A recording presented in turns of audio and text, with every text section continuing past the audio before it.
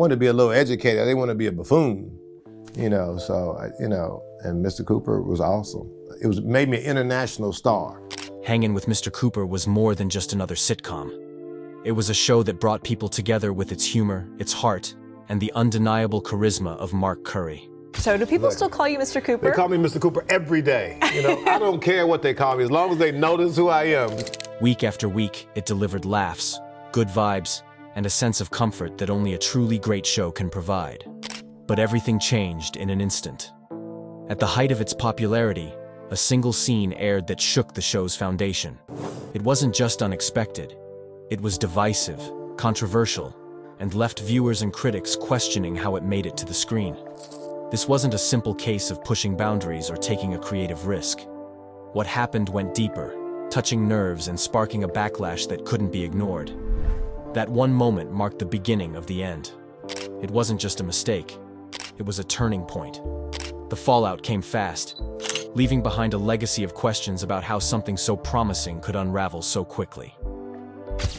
Development and production of Hanging with Mr. Cooper Mark Curry was standing at a crossroads that many entertainers could only dream of, but might hesitate to face.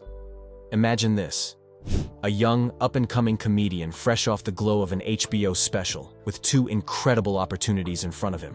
On one hand, there was In Living Color, already a groundbreaking and wildly popular sketch comedy show known for launching careers. On the other, a fresh and untested sitcom that promised him something entirely different, a lead role and the chance to shape the narrative. Would you stick with a surefire hit or gamble on your dreams? For Mark, the choice wasn't as obvious as you might think.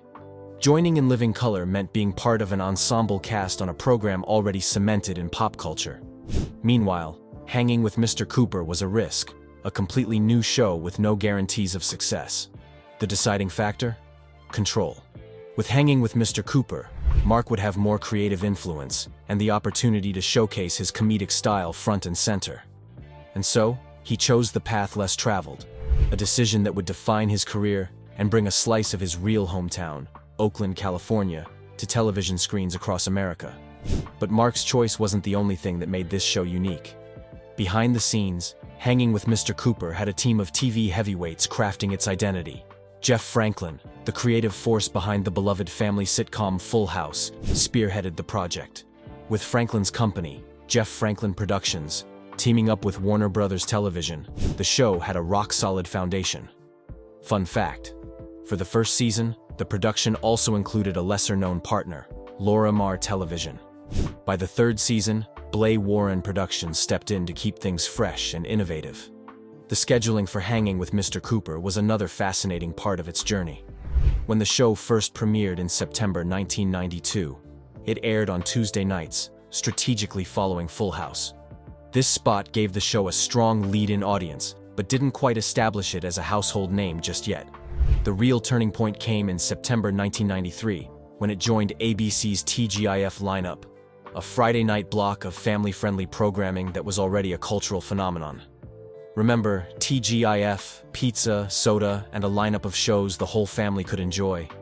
Doesn't that bring back memories? Being part of TGIF from 1993 to 1996 during its second, third, and fourth seasons gave Hanging with Mr. Cooper its chance to truly shine.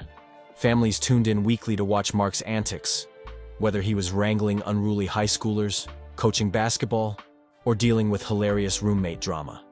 However, like all good things, the prime Friday night spot didn't last forever.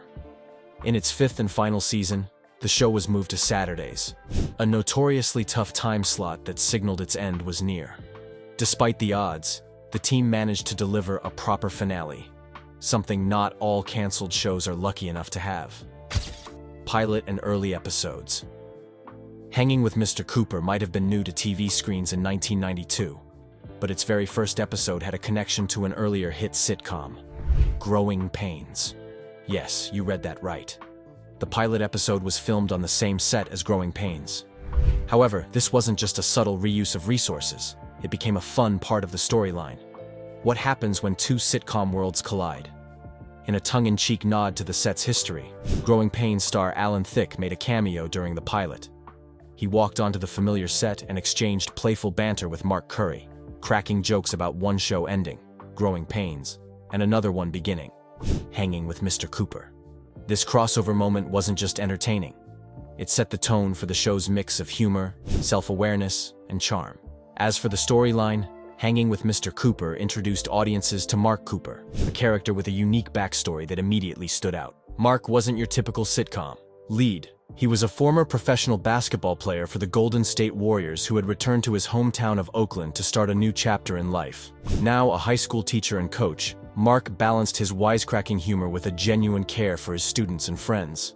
How often do you see a sitcom lead who's part comedian, part coach, and all heart? In the early episodes, viewers got to know Mark's life inside and outside the classroom. He wasn't just a teacher, he was a mentor, a motivator, and sometimes a big brother figure to his students. The show also explored his personal life, including his dynamic with two roommates, Vanessa Russell, a rich and spoiled woman learning to fend for herself, and Robin Dumars, Mark's childhood friend and a music teacher at the same school. Together, this trio created a unique blend of humor, tension, and camaraderie that kept viewers coming back for more.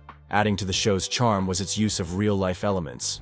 For example, in a two-part episode during the first season, Mark Curry's real basketball skills were put to the test. Filmed at the Warriors' home court and during an actual preseason game against the Phoenix Suns, these scenes blurred the line between fiction and reality in a way that was both innovative and entertaining. Who wouldn't want to see their favorite sitcom star actually suit up and play for an NBA team? Mark Cooper.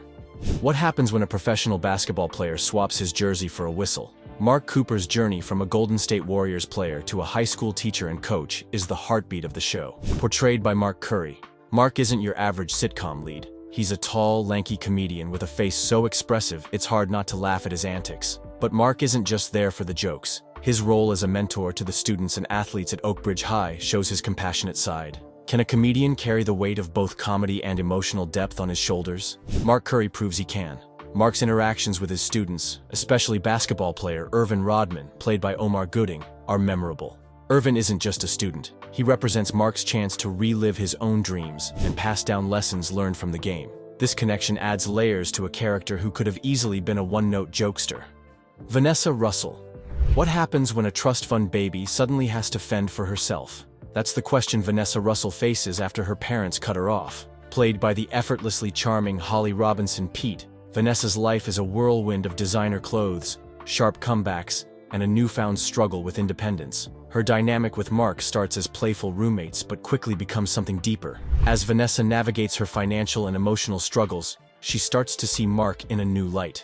Their budding romance doesn't just add a love story to the show, it injects tension and excitement. The audience is left wondering, will they, won't they, or worse, what if they do, and it all falls apart? Vanessa's confident exterior contrasts beautifully with her moments of vulnerability, making her a fan favorite. Robin Dumars. Every lead needs a best friend who keeps them grounded, and for Mark, that's Robin Dumars, played by Dawn Lewis. Robin is a music teacher with a sharp mind and a kind heart, and she's the one who suggests that Mark move in with her and Vanessa to split the rent. Her character adds a calming, sensible energy to the chaotic trio. Why did Robin Dumars disappear after the first season? Was it creative differences, or something more? While Robin's departure after season 1 felt sudden, it marked a major shift in the show's tone and cast dynamics. Dawn Lewis left to pursue other opportunities, including a starring role in the final season of A Different World. Her exit paved the way for new characters, which changed the trajectory of the show. Season 2. Shake-up. New faces, new direction. With Robin gone, the show introduced a new dynamic in Season 2. Geneva Lee, Mark's cousin, and her 6-year-old daughter Nicole joined the household. Geneva, played by Sandra Quarterman, brought a down-to-earth sensibility to the group, balancing out Vanessa's extravagance. Nicole, played by a young Raven Simonet, stole scenes with her precociousness and natural comedic timing. Her close friendship with neighbor Tyler Foster, Marquise Wilson, created some of the show's most heartwarming moments. Could the addition of a child star and a family-oriented vibe save the show from cancellation? Or would it alienate fans of its original tone? Pamela Jane P.J. Moore, portrayed by Nell Carter, joined as the principal of Oakbridge High in Season 2.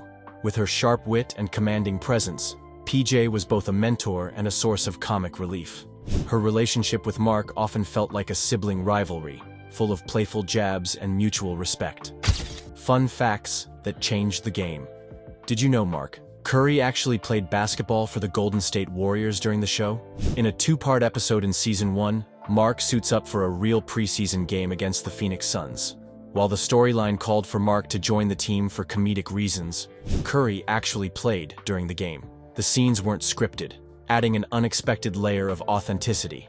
In its first season, Hanging with Mr. Cooper was geared toward a slightly older audience, with edgier jokes and a Three's Company-esque vibe. Mark living platonically with two women created plenty of room for comedic misunderstandings and sly innuendos. Why did the creators pivot to a family-friendly tone in Season 2? The answer lies in the network's decision to align the show with ABC's TGIF lineup, which catered to younger viewers and families. This shift wasn't just about tweaking jokes. It meant overhauling the entire dynamic of the show. Don Lewis's departure, the introduction of Raven Simonet, and a new emphasis on life lessons gave the sitcom a fresh identity. Some fans missed the original vibe, but others embraced the heartfelt moments that followed. The chemistry between the cast wasn't just for show. Mark Curry often spoke about how much fun they had on set, especially with Holly Robinson Peete and Raven Simonet. In interviews, Curry recalled laughing so much during filming that it sometimes delayed production. Their genuine bond translated to the screen, making the relationships feel authentic. Could that camaraderie be the secret ingredient that kept viewers tuning in, even as the show evolved? The supporting cast. Omar Gooding's portrayal of Irvin Rodman gave the show a touch of authenticity, especially in the basketball scenes. As one of Mark's students and a player on the team, Irvin often found himself on the receiving end of Mark's life lessons. Meanwhile, Tyler Foster, Mark's next-door neighbor, added a dose of innocence and humor, particularly in his interactions with Nicole. The final season. By the time Hanging with Mr. Cooper reached its 5th season, changes in scheduling and network priorities hinted at the end. Moving the show to Saturday nights in the summer, a notoriously low viewership slot, was a clear sign. The series finale aired in 1997, though it was overshadowed on the West Coast by breaking news about Princess Diana's tragic death. Despite its relatively quiet ending, Hanging with Mr. Cooper left a lasting impression. The show's mix of humor, heart, and evolving dynamics ensured it remained a fond memory for fans. It also found new life in syndication and later on streaming platforms like Hulu and HBO Max, allowing a new generation to discover its charm. Theme songs. In the first season, the show opened with a bouncy, upbeat theme performed by En Vogue, the iconic R&B quartet, with some help from the show's own Holly Robinson and Don Lewis. This song, titled Hanging with My Man, captured the lighthearted energy of the series. Its catchy melody and soulful vocals instantly made it a fan favorite. But why didn't this version stick around for the entire series? Well, much like the show itself, the theme song evolved. For the second season, the creators decided to switch things up. Enter Howard Hewitt, the former lead singer of Shalimar, who performed a funky new theme titled Soul Man. This version was just as lively, but it leaned more into the soulful, energetic vibe that reflected the show's new direction as it shifted to a family-oriented tone. However, there's a twist. This theme is rarely heard today. Why? Fans speculate that licensing issues with the original music led to its replacement in syndication with the theme from Season 3. Could it be that Soul Man was too iconic to share? From the 3rd season onward, the show adopted yet another theme, aptly called Cooper Cooper. Composed by Gary Boren and Stephen Chesney, and performed by singers Sherwood Ball, Carmen Carter, and Orrin Waters, this version had a jazzy, upbeat feel that became synonymous with the show's later years. Unlike its predecessors, this theme stuck around until the very end of the series. So, was this final version the best? Or did fans secretly miss the soulful sounds of earlier seasons? What does it take for a sitcom to make a lasting impression? With so many shows competing for attention in the 1990s, how did Hanging with Mr. Cooper carve out its own space? The answer lies in the unique chemistry of its cast and its ability to adapt. But not everyone agreed on its merits. Was this show a hidden gem, or just another sitcom? When the show debuted, critics weren't entirely sold. Entertainment Weekly gave it a grade of C, describing it as just barely watchable. Ouch, right? They pointed out that the show borrowed heavily from the classic sitcom Three's Company, with its premise of a man living with two female roommates. However, they also noted something special: the talent of the cast. Mark Curry, with his natural comedic timing and unconventional looks, brought a fresh energy to the lead role. His soft, expressive face and lanky frame made him stand out from the usual sitcom leading men. And let's not forget the dynamic duo of Holly Robinson and Dawn Lewis, who added their own layers of charm and wit. But here's where the real magic happened. As the show evolved, so did its audience's perception. By the time it joined ABC's TGIF lineup in its second season, Hanging with Mr. Cooper had found its groove. The show shifted gears, becoming more family-oriented and introducing new characters like Raven Simony as Nicole and Sandra Quarterman as Geneva. This pivot to a more heartwarming tone resonated with audiences and solidified its place in the TGIF lineup. So, what changed? Did the critics miss the magic that fans saw all along? The series finale.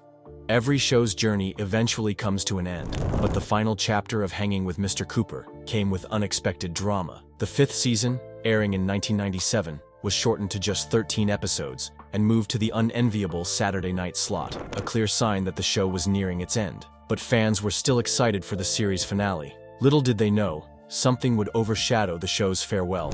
On August 31st, 1997, as the East Coast tuned in to watch the final moments of Mark Cooper's story, the West Coast was hit with shocking breaking news. Princess Diana had died in a tragic car accident in Paris. ABC preempted the show halfway through to cover the unfolding events. The timing couldn't have been worse, leaving many fans without a proper goodbye to their favorite characters. It raises the question, in a world where news travels fast, how do we balance real-life tragedies with the escapism of entertainment? Despite this rocky ending, fans were grateful that the show even got a finale. After all, it wasn't uncommon for sitcoms to get abruptly canceled without any closure. Did ABC owe it to loyal viewers to wrap up the series, even if it came at a less than ideal time? Whatever the case, the finale marked the end of a 5-year journey that left a lasting impression on those who grew up with the show.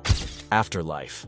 For fans who wanted to relive the magic, Hanging with Mr. Cooper found new life in syndication. From 1996 to 2000, reruns aired on various networks, keeping the show alive for old fans and introducing it to new ones. But what happens to a sitcom in the digital age? Can it still find an audience decades later? In 2016, Warner Bros. Released the complete first season on DVD, followed by the second season in 2019. For collectors and nostalgic fans, this was a treat, but the real game changer came with streaming. In 2017, Hanging with Mr. Cooper landed on Hulu as part of a package deal with other Warner Bros. Classics like Full House and Family Matters. It was a chance for a new generation to discover the show, or for longtime fans to binge-watch their favorite episodes. However, as streaming rights often do, things shifted again. In 2021, the show moved to HBO Max, where it currently resides. Now, with platforms like HBO Max and Amazon Prime offering all 5 seasons,